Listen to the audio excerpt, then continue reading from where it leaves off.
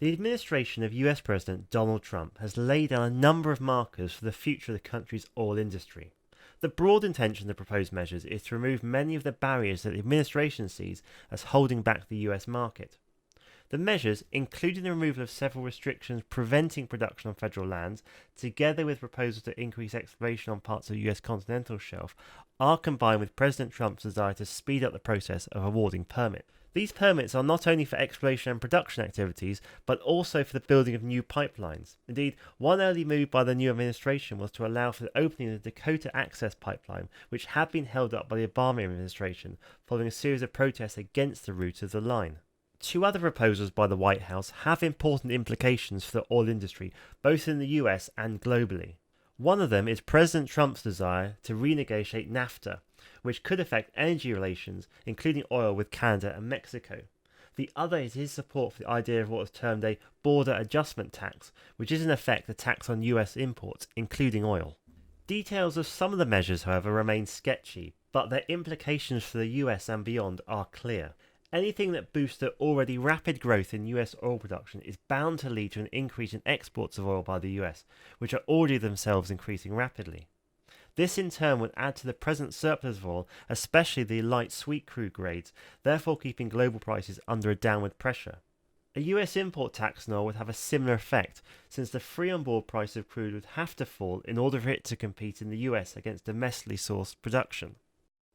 The Trump administration is actually pursuing a long-standing US policy that dates back to the 1970s and is aimed at the achievement of energy self-sufficiency by the US, with particular emphasis on the reduction of imports from the Persian Gulf. The administration appears to believe that higher growth can be achieved in the future if the granting of permits to explore for oil can be sped up and the areas available for exploration and production can be increased. Many of the present restrictions have an environmental basis, and there is likely to be strong resistance for their modification or removal. Environmentalists are particularly exercised over the idea of more drilling in coastal waters and in remote wilderness areas such as the Arctic National Wildlife Refuge in Alaska. The White House claims that previous administrations have prevented the responsible development of US resources by excluding 94% of the US outer continental shelf, an area of 1.7 billion acres, from exploration and development, and they estimate that this area contains 90 billion barrels of recoverable oil. Exports of US crude oil have risen sharply in recent years. From just shy of 50,000 barrels per day in 2011, they reached over 500,000 barrels per day in 2016 and exceeded 1 million barrels per day for several weeks at the start of 2017. The increase in exports is not solely related to the rise in US production, but also follows the removal in December 2015 of a large number of restrictions on the export of crude oil that were imposed in 1975 following the first oil shock of the early 1970s.